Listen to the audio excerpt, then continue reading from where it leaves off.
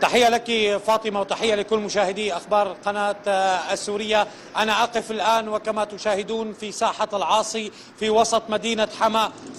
ساحة العاصي تشير إلى التوقيت الآن الساعة 1:10 ظهرا الآن في ساحة العاصي في مدينة حماة. جميع الأنباء التي تداولتها وسائل الإعلام الشريكة للمجموعات الإرهابية المسلحة عن دخول المجموعات الإرهابية إلى أي حي من أحياء حماة هي أنباء عارية تماما عن الصحة. الأنباء التي تحدثت عن دخولهم إلى حي المزارب والأربعين والقصور هي أنباء عارية عن الصحة. الجيش العربي السوري يثبت في مداخل المدينة بشكل كبير، تثبيت للجيش العربي السوري في مداخل المدينة، وهو يحمي مداخل مدينة حماة من كل الاتجاهات.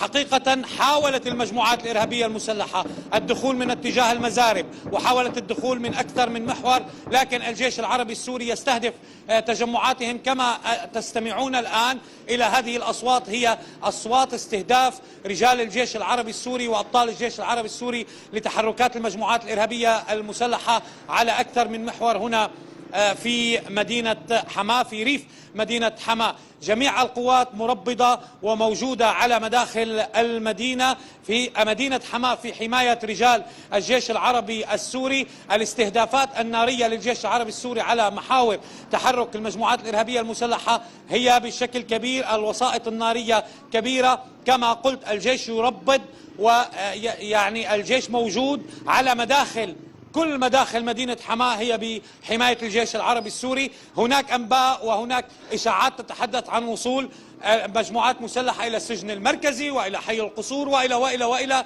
هذه أنباء كلها عارية من الصحة تماما. لكن كما أقول كان هناك محاولة تسلل. الآن أنا كنت يعني آسف على مشاهدينا كلهم، بعتذر منهم، ما قدرت إجي بس من مدينة حماة من ساعة لهلا لأني كنت مع رجال الجيش العربي السوري بالتصدي لهذا الهجوم على أحد المحاور. رجال الجيش العربي السوري يتصدون للهجمات الإرهابية على جميع محاور ريف حماة وعلى جميع محاور حماة. مداخل المدينة آمنة بعهدة الجيش العربي السوري الذي يربض في هذه المناطق. وكما نشاهد يعني بالعمق رجال الشرطة موجودون هنا ونحن بالقرب من محافظة حماة بالتحديد في ساحة العاصي. والحمد لله كل الأنباء التي تحدثت عن دخول المجاميع الإرهابية إلى أحياء حماة هي أنباء عارية عن الصحة جملة وتفصيلا فاطمة، وإن شاء الله.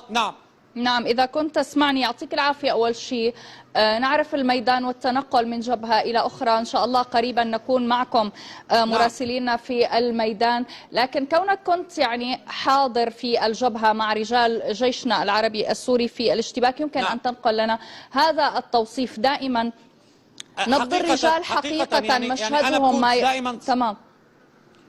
نعم تفضل. أنا بكون دائما صريح وواقعي. هجمات يعني محاولات تسلل، يعني ما صار هجوم كبير وعنيف، هي محاولات تسلل من قبل هذه المجموعات. لكن الصفحات والقنوات الشريكة لهذه المجموعات الإرهابية المسلحة قامت بترويع الأهالي هنا في مدينة حماة والحديث عن دخولات لهذه المجموعات الإرهابية إلى مدينة حماة.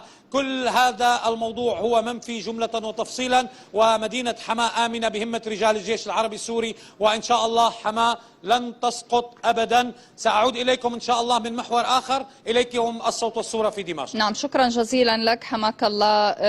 عصام، أنت وكل أحبتنا حبات قلوبنا في الجيش العربي السوري بكل يعني عتادهم وتحركاتهم وتموضعاتهم الآن هم العيون الساهرة على أمن هذا الوطن بعناوينه الكبرى، لأن مع العناوين الكبرى التي نعيشها كل ما يجري هو عبارة عن سياق رسم الخارطة للعدو، خارطة شرق أوسط جديد بالتأكيد، ولا